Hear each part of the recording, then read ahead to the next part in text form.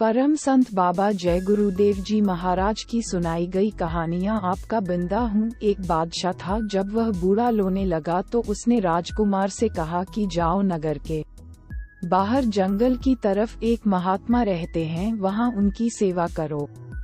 जब वे कह दे कि तुम जाओ तब तुम लौटना, मैं तुम्हें अपनी गद्दी सौंपकर वानप्रस्थ में चला जाऊंगा। राजकुमार महात्मा जी के पास चला गया। उन्होंने पूछा कि तू कौन है?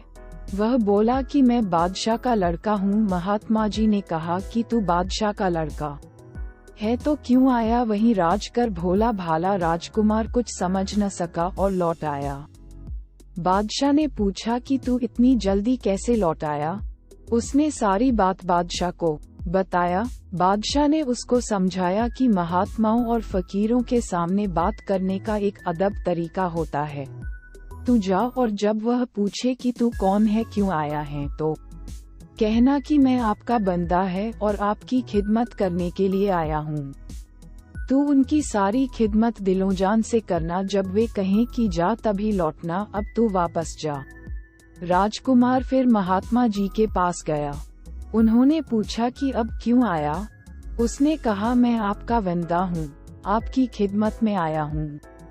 महात्मा जी ने कहा कि ठीक है, कर खिदमत।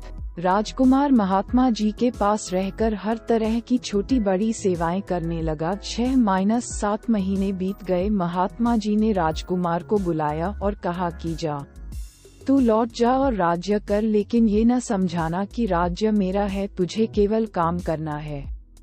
ऐसा करेगा तभी तू रियाया को खुश रख सकेगा। राजकुमार महात्मा जी को प्रणाम करके राज्य को वापस लौट आया।